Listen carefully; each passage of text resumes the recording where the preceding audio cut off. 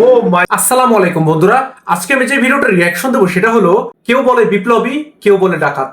হ্যাঁ, জিতের নতুন মুভি আসতেছে, যদিও নামটা একটু বড়, যে কেউ বলে বিপ্লবী, কেউ বলে ডাকাত, বাট নামটা যতই বড় হোক না কেন, নামটা কিন্তু অনেক ইন্টারেস্টিং। এই মুভিটার মনে হয় এর আগে একটা মোশন পোস্টার বের হয়েছিল, সেই মোশন পোস্টারটা কিন্তু সবারই ভালো লাগছিল, এবং আজকে কিন্তু টিজারটা বের হয়ে গেছে। যদিও ওরা এখানে টিজার বলতেছে না, ওরা বলতেছে রয়্যাল রিভিল। তার মানে জিতকে হয়তো আমরা নতুন রূপে দেখতে পারি এই টিজারের মধ্যে। সো চলো নাকি টিজারটা দেখে আসি, টিজারটা কেমন হইলো। Let's start.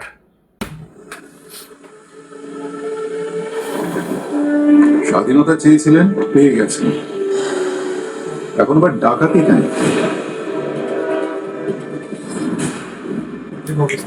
চোর ডাকাতের করিছে বিচার। জিত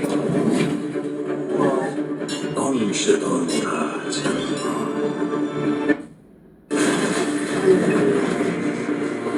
জিজ্ঞাসা কর বিশ্ব জুড়িয়া।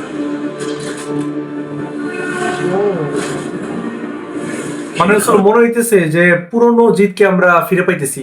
টিজারের এইটুক দেখে আমার মানে এরকম ভাইবই হইলো আসলে। আচ্ছা দেখি তারপরে কি দেখায়। আচ্ছা এখানে কি বললো?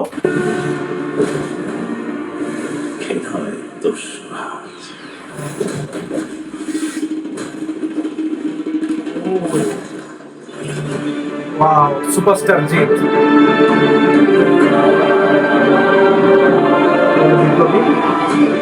ওরে কি অবস্থা? তোমার ডাকাত। স্বাধীন ভারতে যাইতো আমার বিরোধী। কেউ বলে বিপ্লবী, কেউ বলে ডাকাত। ও মাই গড, এইটা কি লুক দেখলাম। হ্যাঁ, কেউ বলে বিপ্লবী, এটা কিন্তু নরমাল লুক। আর এটা কেউ বলে ডাকাত। ওয়াও, এই জাস্ট এই লুকসটা দেখেন, তাহলে কিন্তু আপনি বুঝতে পারবেন যে জিৎ এখানে কি কাজ করছে। অসাধারণ, দুর্দান্ত হয়েছে এই লুকসটা। ওয়াও, আসছে 2026-এ।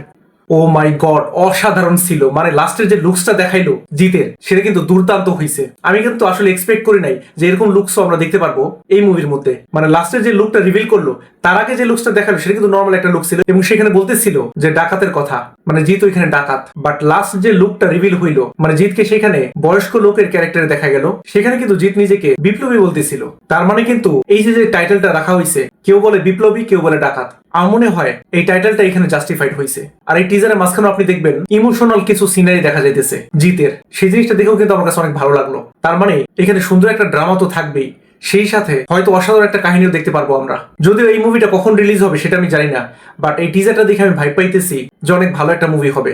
এবং জিতের কিন্তু আমার মনে হয় এরকম টাইপের মুভি করা দরকার বর্তমানে। আমরা জানি যে জিতের লাস্ট মুভিগুলা খুব বেশি একটা ভালোভাবে চলে নাই, আমরা যদি দেবের সাথে কম্পেয়ার করি তাহলে। সো আমার মনে হইতেছে এই মুভিটা অনেক বড় সুপারহিট হবে, এবং হয়তো জিতের ক্যারিয়ারের বেস্ট মুভিও হইতে পারে। আমার মধ্যে অন্তত এই ভাইবটা আসতেছে। আপনার কাছে কি মনে হয়? আর এই টিজারটা আপনার কাছে কেমন লাগলো সেটা অবশ্যই কমেন্ট করে জানাতে ভুলবেন না। আমার কাছে কিন্তু অসাধারণ লাগছে, বিশেষ করে জিতের যে লাস্টের লুকসটা, সেটা কিন্তু অসাধারণ ছিল। মানে আমি আসলে এক্সপেক্ট করি নাই এরকম একটা লুকস দেখতে পারবো জিতের। আপনার কাছে সেই লুকসটা কেমন লাগছে সেটা অবশ্যই কমেন্ট করে জানাবেন। আর বাংলাদেশে কিন্তু বর্তমানে একটা গান অনেক বেশি চলতেছে, সেটা হলো চুরি ছামছাম। সেই গানটার উপর কিন্তু আমার রিয়াকশন দেওয়া হয়েছে।